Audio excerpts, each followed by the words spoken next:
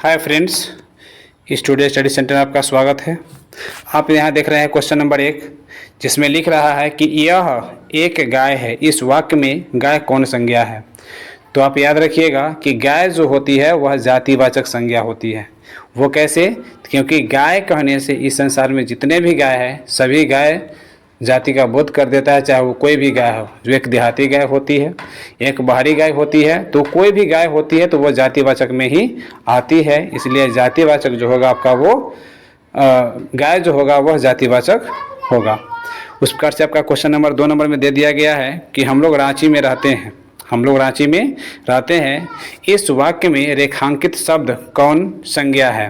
तो रेखांकित शब्द कहाँ है? यहाँ है, ये रांची वाला, ये जो देख रहे हैं रांची लिखा हुआ है सो। तो ये रांची जो है उसके नीचे रेखांकित किया गया है, तो रांची है कुछ जो है वह कौन संज्ञा है। तो याद रखिएगा, याद रखिएगा कि रांची जो है सो एक जगह का नाम है। रांची जो है एक जगह का नाम है कि यह खास नाम बताता है एक शहर का।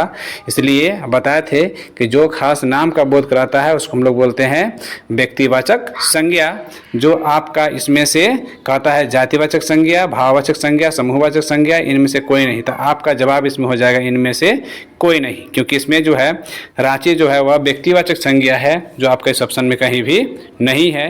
इसलिए इसमें क्या हो जाएगा? इनमें से कोई नहीं। उस पर से आपका नेक्स्ट क्वेश्चन दे दिया गया है 3 नंबर में। जो 3 नंबर क्वेश्चन में बोल रहा है कि इसकी लंबाई मापो। इसकी लंबाई मापो, जो कोई वस्तु है उसके बारे में मापने की बात कर रहा है।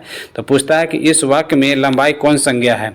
तो आपको बताए थे कि कोई भी वस्तु का यदि नापा या मापा या तौला जाता है तो उसको जैसे हम लोग कहते हैं द्रव्यवाचक संज्ञा। तो यहाँ पर मापने की बात किया जाए तो कोई वस्तु जिसको मापा जाएगा, इसको गिनती तो नहीं किया जा सकता है। तो इसलिए आपका जो है ऑप्शन नंबर यहाँ पे 3 सही हो जाएगा, द्रव्यवाचक संज्ञा। उस प्रकार से आपका क्वेश्चन नंबर 4 दिया गया है, सीमेंट कौन संज्ञा है।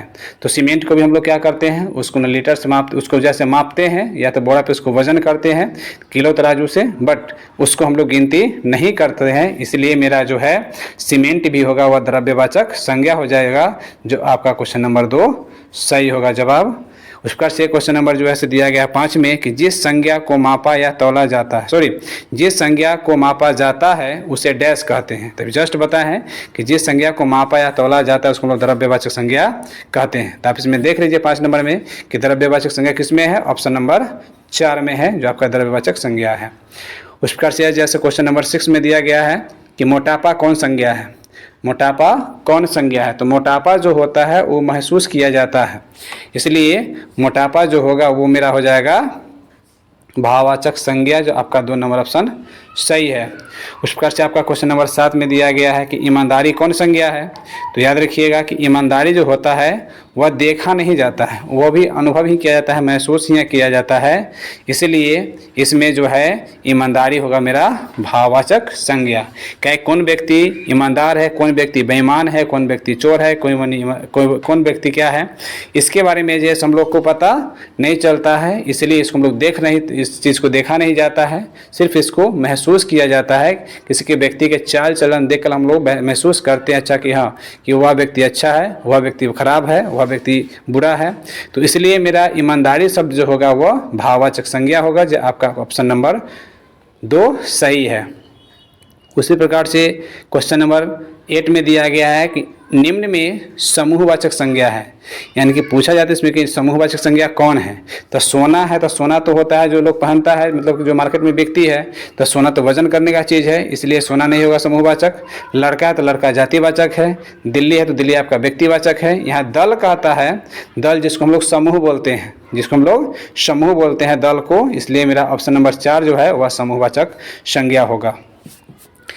क्वेश्चन नंबर 9 में बोल रहा है कि निम्न में व्यक्तिवाचक संज्ञा है, यानी कि उससे पूछा जा रहा है कि नीचे जो शब्द लिखा हुआ है उसमें व्यक्तिवाचक संज्ञा कौन है।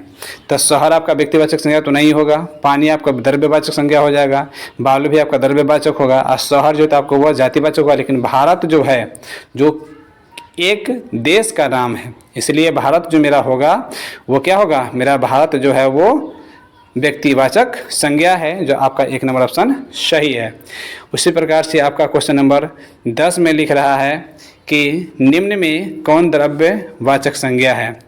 निम्न में कौन द्रव्यवाचक संज्ञा है? तो आप याद रखिएगा इसमें कि द्रव्यवाचक संज्ञा जो होती है वो बालू होती है। इसमें बालू हो, क्योंकि यहाँ शिक्षक तो हो जाएगा आपका जातिवाचक, स्कूल भी आपका हो जाएगा जातिवाचक, मोहन आ गया आपका व्यक्तिवाचक, लेकिन बालू जो होता है उसको हम लोग गिन सकते हैं, ना उसको कुछ मतलब उसको जो है से मापा जा सकता है या उसको वजन किया जा सकता है, लेकिन उसको गिना नहीं जाता है, इसलिए उसको भी हम लोग क्या कहेंगे?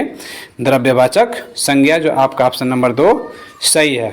उस प्रकार से आपका क्वेश्चन नंबर दिया गया है 11 में, जिसमें कह रहा है कि मम्मी कौन संज्ञा है? मम्मी कौन संज्ञा है? इसका जवाब यदि आपको पता हो तो कमेंट बॉक्स में ज़रूर डालिएगा। धन्यवाद।